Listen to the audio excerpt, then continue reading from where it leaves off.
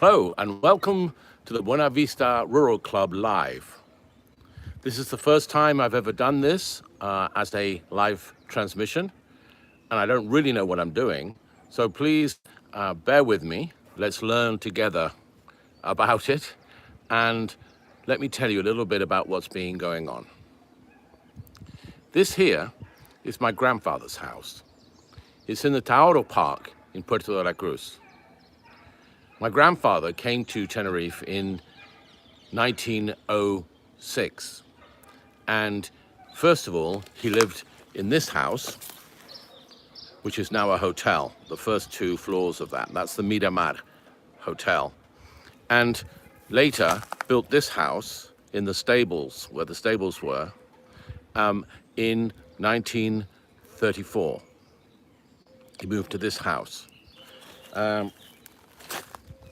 He later spent the wars in the UK, but came back after the war and enjoyed a long retirement living in this house with my grandmother. And living here at the moment is my cousin Val. He lives in this apartment block here. The house is empty, and the house has been sold, and they're just waiting to complete the sale contract. Now, why am I telling you all this?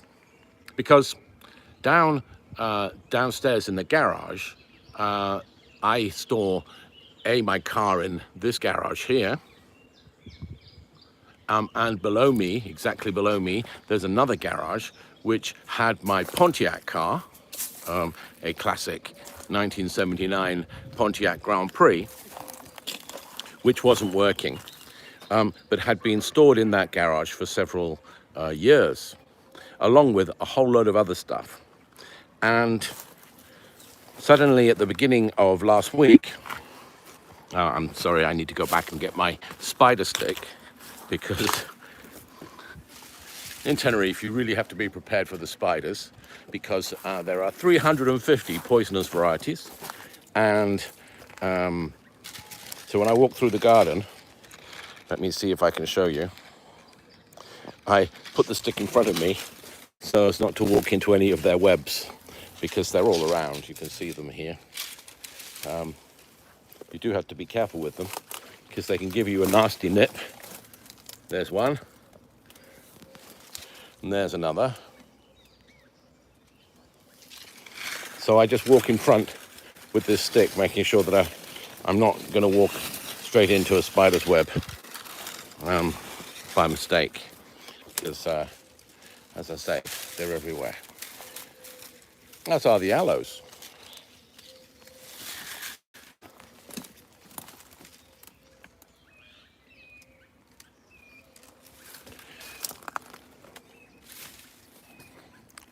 Okay, so I was talking to you about the Pontiac and the garage, which now you can see it. It's here behind me.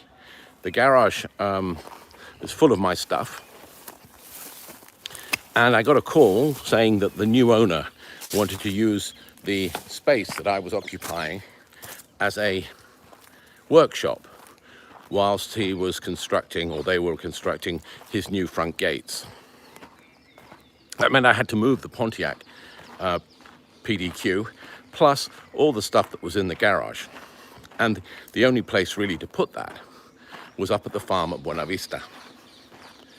Simultaneously, in the wake of Storm Celia, which was the feature of a video a couple of weeks back,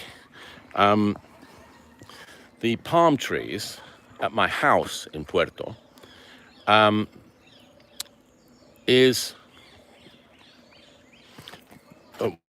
were in a dangerous state because of the winds. And we feared that the palm trees would fall. Now, here's an example of a palm tree. You can see it here. Now, a palm tree like that, the trunk on its own weighs probably a ton and a half. And the top of it, which is called the cogollo, or the head, weighs probably 500 kilos. And if that fell down on top of your house, it can take down the roof, especially in a construction such as mine in Puerto, which is a very rural, primitive construction of stone. A stone wall like this one. but just plastered over. And so simultaneously at that time, they came to cut the palm trees down. And like anything here in Tenerife, it takes an eternity to organize any two people to do the same thing at the same time. So it was on for Monday, then it was off for Monday, then it was on for Friday, then it was off for Friday. And mind you, we've been waiting 6 months to actually cut the palm trees down. So eventually it was done last Tuesday. But it meant that I lost all of the previous Tuesday, all of the previous Thursday, because of the false alarm. And then I lost the Monday and the Tuesday because I had to be there for the cutting down of the palm trees. And it's meant that with all of that, I've been very short on time. Much too short on time, really, to be filming and editing a video. Added to that, the problems that we've had with the level floor in the farm. Because of course, all this stuff was supposed to go into that room on a level floor, but the floor hadn't been finished and is still not finished and is still unlevel. So there's no way that I could take everything and put it into that room. So I just had to take it and dump it in the farm in a disorderly and fairly chaotic fashion. All of that sounds like a load of reasons why I haven't been able to provide you with a video this week, but this is that video. So what I thought I'd do was talk to you a little bit about what's been going on. On top of that, imagine, if that wasn't enough, Paula, my partner, got COVID. And so she was laid last week, and let's get reconnected. Was unable to connect at this moment. I'm wandering out of the range of the Wi-Fi, obviously. This is the back garden. You can see it's pretty wild here. This house has not been well maintained for the last few months and years. This is the porch. This used to be the front door. But it's an amazing house, set in incredible grounds that really ought to have been looked after much better. But frankly, for the last few, I haven't made too much of an effort to look after it, although I did repainted all the shutters when I first came to Tenerife about 10 years ago from London. And I've done a complete restoration inside of the house over the last, well, I suppose that was 4 years ago. And I also helped to do all the gardening and landscape all the garden, but it wasn't maintained. This was a jardin sec, which means it literally needs practically no water. So let me just turn you around and I'll show you some of the plants that we put in. The aloes especially. These plants are called, I can't remember what they're called. However, they grow in the dry. This plant here is from Venezuela and have white sap. And then all of this has just been allowed to overgrow. You can see the weeds here are almost as tall as I am. And that's saying something. Let's go back to this and we can see shoulder high weeds. The back garden continues around. And you can see some more aloes over there that I planted under the tree. All this was lawned. I lawned the whole thing, put down grass seed. This was repaired by me and my good friend Rodrigo. We welded it all, new steps onto it. And this spiral staircase here leads up to the roof terrace. And the roof terrace here, which I Also did quite a lot of maintenance work on, put on the electrics, put all the electrics in order, put these spotlights in, and repainted, restained. This is a barbecue area, and it's an area that we've had many a great party in. And then it goes up to the roof of the original house. This, of course, was an extension that was built on later. Still many decades ago, but later. This in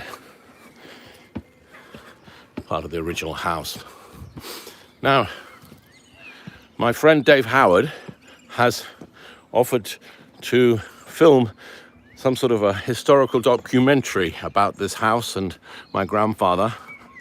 And I'd like to know in the comments whether you would like to hear that, and whether a documentary about how Alexander Falkland Ballion came to the Canaries in 1906. But tell you this, down back there somewhere, you can't see it today, it's all covered in cloud, but you can see the Orotava Valley here very clearly.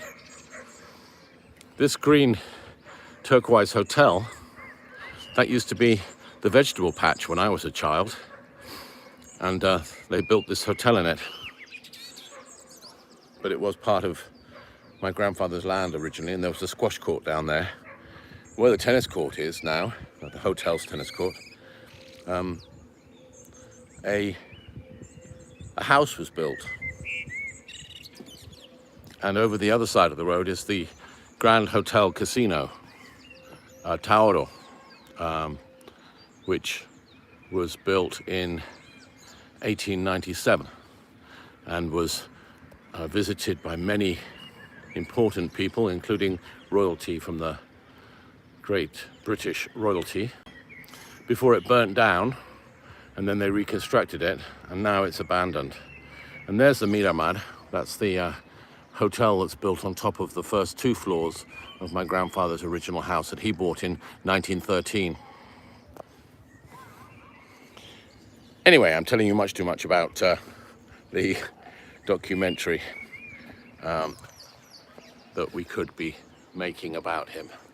Down here behind me is the Tauro Park, where the joggers go jogging and dog walking, and children playing. You can hear them in the background. It's a lovely place. Anyway, more about the Buenavista Rural Club. One of the ideas that I have, by the way, is creating there a indigenous spider park. What do you think of that idea? Where you can go and see all the spiders, obviously safely behind glass, so they can't get to you. But a bit like the snake house at London Zoo. One of the most popular features of London Zoo is that snake house, because it's full of loads of snakes and it's all dark and creepy in there. But people love it. I don't know why. I too am petrified of spiders. I don't like them at all. But would you visit a poisonous spider enclosure if the spiders were firmly behind glass? And what would you say if you, in the spider's enclosure, found a cobweb, for instance? Ooh, wouldn't that be freaky? Anyway, so the other thing that I've been looking at are tractors, and really need to get my hands on a tractor to be able to do much more with the land in the land at Buenavista, because we've got about 50,000 square meters, and I'm reliably informed it's 7 hectares of agricultural arable land, which at the moment is covered in weeds and inaccessible to us because of the 2-3 meters high weeds that and blackberry bushes. That has to be treated and has to be got rid of, and it can only be done mechanically by machines such as tractors, because by hand, I mean, I've done large amounts of it by hand, and you can spend a whole morning and clear an area, I don't know, about the size of that terrace maybe, But although the terrace looks big, relative to 50,000 square meters, it's nothing. And you'd be there for an entire lifetime clearing bushes. I mean, you'd clear one side of it and then have to go back and start clearing it again from the other side, like the fourth bridge, the Firth of Forth Bridge. You know, when they paint it, they say they start from one end, and when they finish, they have to go back to the beginning and start again. And that's probably what it would be like trying to clear the weeds at Buenavista. So, a tractor would be a good thing to try and get hold of to be able to start working on that. And I've been looking at the second hand. Obviously, we're on a very limited budget. We do have a Patreon page. We do have ways in which we can receive donations. If anybody wants to send any donations, that would be great. Hi, Jasper. It's nice to have you on here and saying hello. Anybody else wanting to comment, please do in the comments below. Anybody else saying wanting to say hello? So, as I say, a tractor would be a very important acquisition. And I've been looking at an antique one, which I think might be quite fun. You know, those sorts that have a trailer, and you sit on the trailer and it has two wheels at the front that wheel you along. I don't think it would make much inroads into the brambles, but it might be quite good fun to muck around on the farm. Now, what we really need is something like a bobcat or a JCB with a big pincer on the front of it to be able to grab hold and pull out the brambles by the roots.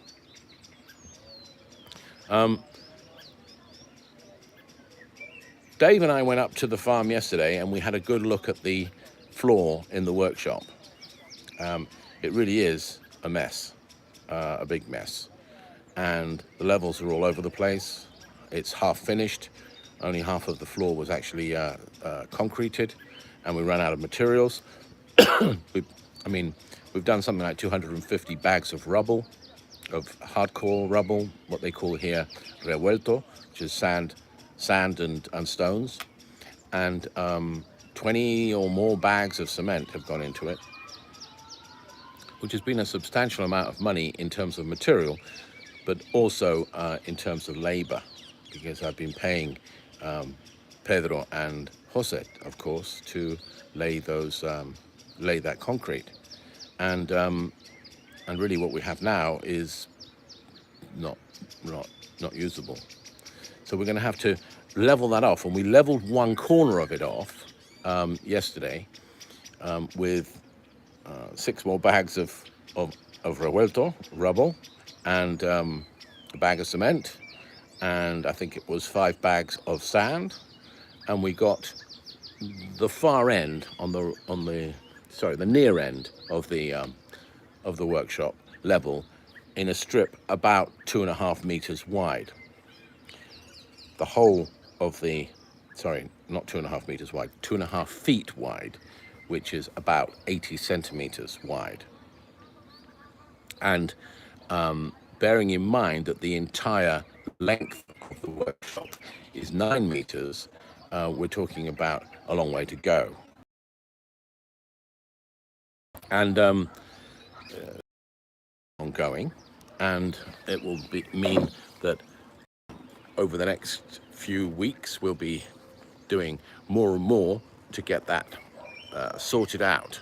April, which was I think Thursday, I received a phone call from my cousin Val, who told me that the new owner of the house has unfortunately had a hiccup with his finance, and that the date of the signing of the contract has been postponed and put back for 1 month,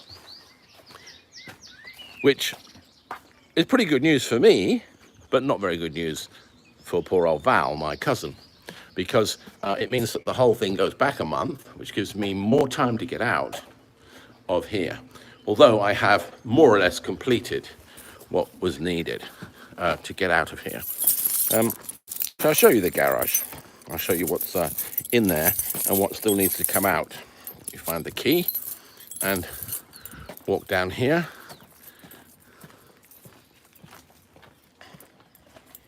I'll put the camera the other way around. There we go.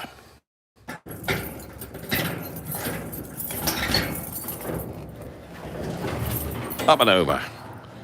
Here's the garage. You can see a large garage, and it's almost empty. The car was parked here. That was the first thing to go. Put the garage still, and they're cleaning out the bank, and they put a new petrol pump in it, and it started up. These things are going for a boot sale, or we're getting rid of all that anyway. That's going up to the farm. And there's a wooden here that's going up, coffee table, going up to the farm. Armchair. I don't know whether that will come up or not. Probably just be used as a rat's nest if I took it. And this is actually now almost empty, although, believe it or not, a week and a half ago, when you opened this up, there was a car here and you couldn't actually get in to the garage itself. And in here, this little room, this was full of stuff as well, including workbenches and tools and all sorts of things. That's not got anything in it. It's an empty box. If anybody knows how, by the way, to fix one of these when it doesn't work very well, I'd be obliged to know. Here we have the old sink with the Forever Aloe soap. Any Forever people there on today? That's an old version. Been there a few years, but still going strong. Those soaps never finish. Anyway, so that was that garage. And the other garage, which I have to empty, is the one that has my Mercedes in it, over here. I have a Mercedes which I use just for airport runs and for going down the motorway. It's a bit dirty at the moment, but it'll get a clean. That's the Kalima, by the way. That is, when it rains, that's what comes down with the rain. We get that all the time here. Everybody was very surprised over the last few weeks when it started to hail down on Malaga and in Madrid, and it got as far as London. But we have this on a weekly basis here. This is what the rain looks like when it's rained on your car. This is what your car looks like when it's rained on your rain, because that is from the Sahara Desert.